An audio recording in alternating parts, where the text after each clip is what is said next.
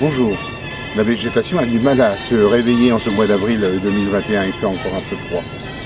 Nous allons aujourd'hui faire une boucle du moulin de Jarcy jusqu'à Boussy-Saint-Antoine et découvrir l'environnement qui borde la vallée de l'Yerre. Bonne balade, suivez-moi. Notre itinéraire commence au moulin de Jarcy et nous suivons l'Yerre dans la boucle de la plaine de Varennes-Jarcy. Nous atteindrons ensuite Périgny sur la hauteur, puis redescendrons à Boussy, où nous découvrirons un ancien moulin, le moulin neuf. Puis nous verrons le vieux pont, dit de la Reine Blanche. Nous enchaînerons par une seconde boucle de la rivière pour atteindre le moulin Rochoppe. Nous terminerons dans le centre-ville de Boussy, à la ferme. Le moulin de Jarcy est à la frontière entre Varennes-Jarcy et Quincy-sous-Sénart. Il a son origine au XIIIe siècle. La Plaine, côté Varennes-Jarcy, héberge un centre équestre, dans un lieu paisible, en bordure de rivière. Le cheval, une des plus belles conquêtes de l'homme, avait autrefois sa place dans les fermes locales. Il est devenu maintenant un animal de loisirs sportifs. Les enseignants initient ou font progresser les amateurs d'équitation. Par des stages, certains s'élèvent à un bon niveau, voire même peuvent accéder à des carrières dans le dressage.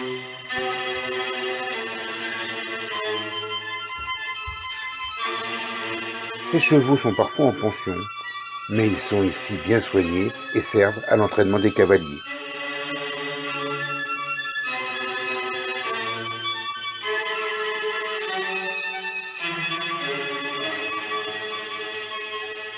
Les chevaux font parfois bon ménage avec les oiseaux, comme les étourneaux qui viennent picorer les parasites.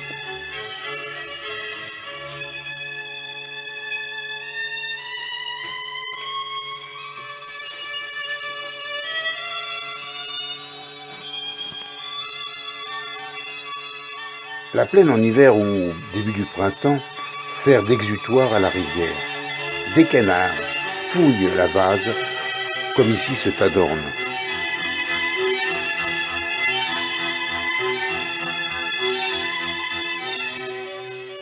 Ces zones d'expansion sont nécessaires car elles retiennent l'eau afin de limiter le flux en aval, car nous approchons des zones urbanisées.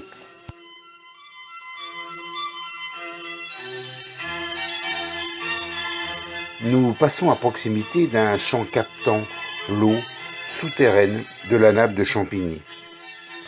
L'eau est principalement destinée à la consommation humaine.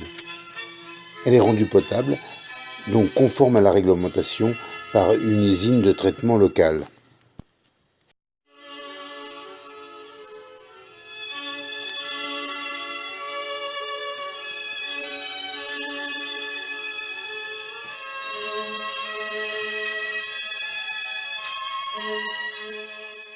Nous arrivons dans le bas de Périgny.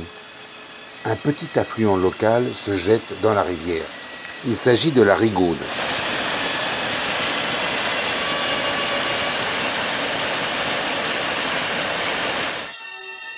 À cet endroit, la pente est raide car l'Yerre a ouvragé la rive droite par un creusement de la paroi et transportant ainsi les débris un peu plus loin sur son cours. Après des journées de pluie, l'eau est abondante et forme des cascades. Ces cascades de la Rigaude donnent un aspect bucolique à notre parcours. Et pourtant, nous ne sommes qu'à 25 km de Paris. La Rigaude prend naissance sur le plateau Briard à la limite de Mandres et de Périgny. Elle va devoir descendre rapidement 40 mètres de dénivellation. Sur le plateau de Mandres reste une zone de culture maraîchère. Une exploitation produit divers légumes et fleurs. Nous gravissons une pente autrefois couverte de vignes et de vergers pour atteindre Périgny, commune qui, malgré l'urbanisation, a gardé un cachet briard. Nous longeons la closerie Falbala, espace créé par le sculpteur et peintre Jean Dubuffet. Jean Dubuffet fut le théoricien de l'art brut et nous présente des œuvres monumentales colorées. On aime pas, c'est un style dit moderne dans un lieu parfois visiter.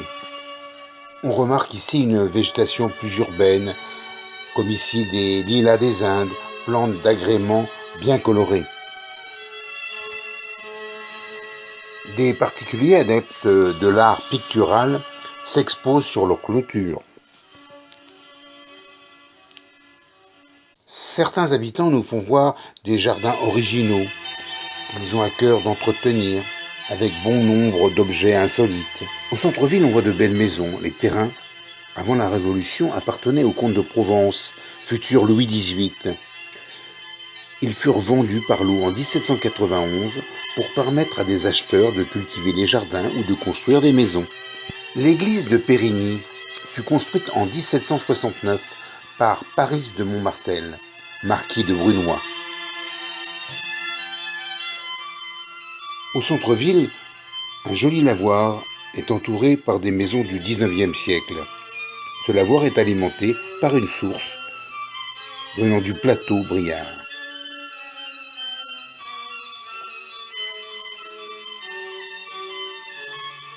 Nous dominons, en continuant notre route, le moulin de Périgny, qui remonte à 1650.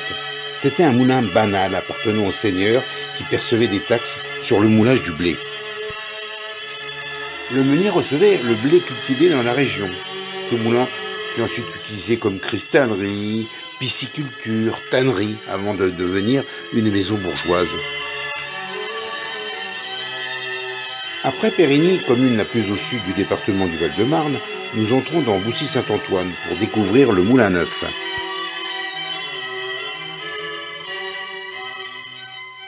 Nous descendons par le chemin de petite randonnée qui longe la vallée de l'Yerre de loin, pour trouver un moulin, puis un vieux pont. Le Moulin Neuf de Boussy-Saint-Antoine a une origine au XVe siècle.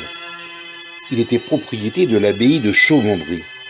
Il fut reconstruit en 1737 et c'est maintenant une jolie maison à colombage.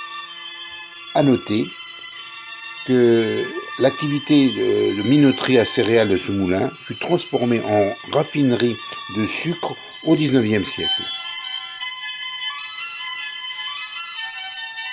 On rencontre parfois des pêcheurs au bord de l'eau. La rivière est classée en deuxième catégorie pour la pêche. C'est-à-dire qu'on n'y pêche que des poissons blancs de type cyprinidés, comme la carpe, ou des carnassiers, comme le brochet. Nous voici rendus au vieux pont de Boussy, qui d'après les historiens locaux est le plus vieux pont actuellement en service sur la rivière. C'est une construction robuste et massive, faite de meulières argileuses, abondantes dans le pays. Il est percé de 4 arches dont les voûtes en plein cintre reposent sur des culées épaisses. Une affirmation ou une hypothèse soutient que sa construction aurait été ordonnée par Jeanne d'Évreux, troisième épouse et veuve de Charles IV le Bel au XIVe siècle. Cette reine fit exécuter des travaux considérables tant au château de Brie-Comte-Robert que dans les abbayes, les églises de son domaine qui s'étendait jusqu'ici. À proximité du pont, le lavoir local servit pendant plusieurs siècles avant l'arrivée des systèmes de lessiveuses à domicile. On observe des systèmes de planches réglables suivant le niveau de l'eau.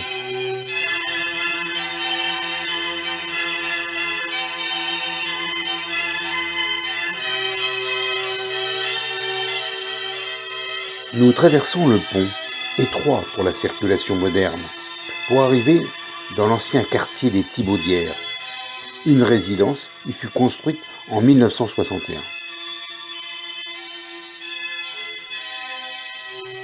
Il y avait ici un domaine au XVIIe siècle, avec une demeure importante. Après plusieurs propriétaires, ce manoir fut démoli pour construire la résidence des Thibaudières, qui bénéficie d'un parc au bord de l'eau. Ce parc a conservé des arbres ancestraux et même des petites fabriques.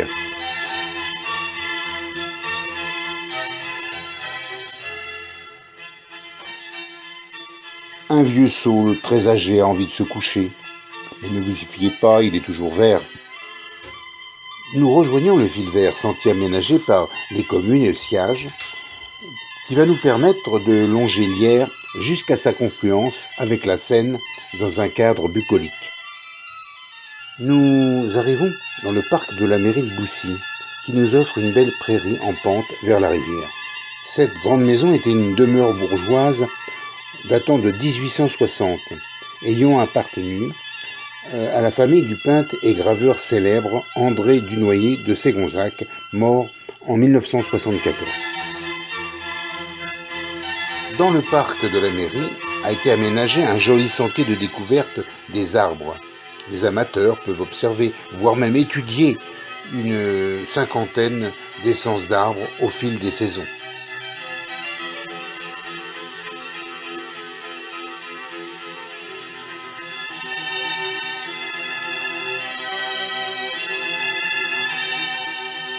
Une grotte laisse passer un ruisseau vers l'Yerre.